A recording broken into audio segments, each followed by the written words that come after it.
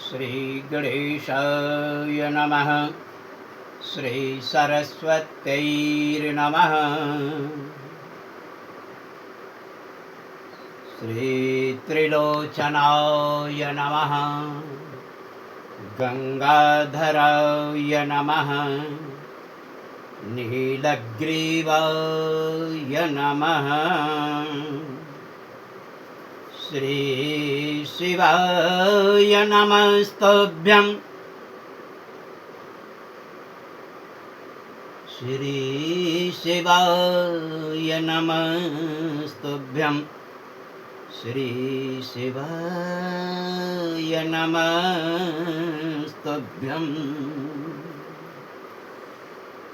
त्रिलोचनाय नमः। श्री शिव महापुराण दूसरा अध्याय।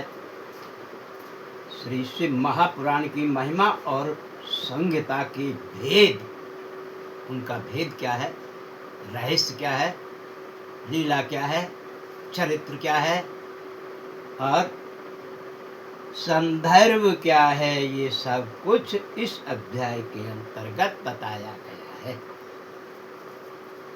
कहते हैं सूत जी बोले, हे मुनीश्वरों, यह आपने त्रिलोक हितकारी उत्तम प्रश्न किया है।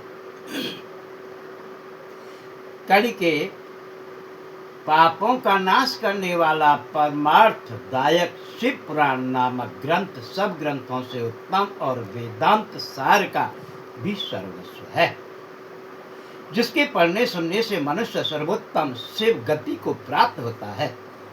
भगवान वेदव्यास के कहे हुए इस पुराण का बहुत महत्व है।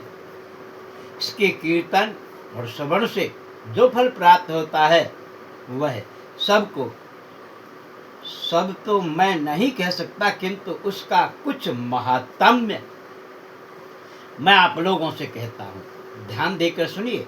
इसमें मैं अपनी ओर से कुछ नहीं कहूँगा और जो व्यास जी ने कहा है वही कहूँगा। व्यास जी ने कहा है कि यदि शिव पुराण का एक या आधा श्लोक भी कोई पढ़ेगा तो पाप से छूट जाएगा, और यदि सावधानी से संपूर्ण पढ़े तो जीवन मुक्त हो जावे, और इसके अनुसार आचरण करे तो एक एक अश्वमेघ का फल पावे। यदि कोई दूसरे भी शिव पुराण की पूजा करे तो वह सब देवताओं की पूजा के समान फल प्राप्त करे, इसमें कोई संदेह नहीं है।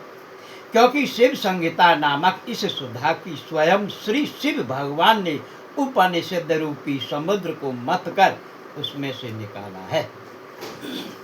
अतः जो इसका पान करेगा वह निश्चय ही अमर हो जाएगा। यदि कोई एक मास को पढ़े तो ब्रह्म हत्या आदि पापों से भी वह मुक्त हो जाएगा, और शिवालय में या बिल्व के वृक्ष में जो इस संहिता को पढ़ेगा वह अद्भुत फल प्राप्त करेगा। जो श्री भैरव जी की मूर्ति के सामने इसका 3 बार पाठ करता है उसके सभी मनोरथ पूर्ण होते हैं। यदि चतुर्थी के दिन निराहार रहे बिल्व की मूल में बैठकर इसे पढ़े तो शिव जी की पूजा के समान है, और उसकी देवता भी पूजा करते हैं। इसमें शिव जी के दिए हुए अर्थ, धर्म, काम और मोक्ष चारों पदार्थों को विवेचन और उनकी प्राप्ति के उपाय तथा शिव जी की लीला और विद्या सब कुछ निहित है। अतः यह इस प्रकार आदरणीय है। वेद और ब्रह्मा जी की सम्मति के अनुसार श्री शिव जी ने ही पहले इस शिव महापुराण की रचना की, जिसमें विद्येश्वर संहिता, रुद्र संहिता, विनायक संहिता, उमा संहिता, मातृ संहिता, एकादश रुद्र संहिता, कैलाश संहिता, शत रुद्र संहिता, कोटि रुद्र संहिता, सहस्त्र कोटि रुद्र संहिता, वायवीय संहिता, धर्म संहिता, इतनी संहिताएं इस पुराण में सम्मिलित हैं। ये सभी पुण्यतर हैं।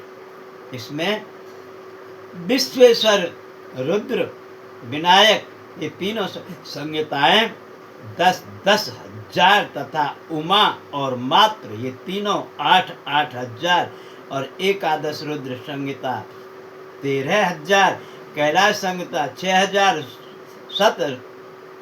शतरुद्र 3,000, कोटि रुद्र 9,000, सहस्त्र कोटि रुद्र 11,000, वायव्य संहिता 10,000 और धर्म संहिता 12,000, कुल 1,00,000 श्लोकों का यह शिव पुराण है। परंतु इसे शिव जी ने अब केवल 24,000 का ही सबके लिए रख दिया है, और यह पुराणों में चौथा पुराण कहा जाता है। परंतु इसमें अब 7 संहिताएं ही प्रधान हैं। अन्यथा सृष्टि के आरंभ में शिव जी ने इसे 100 श्लोकों में कहा था।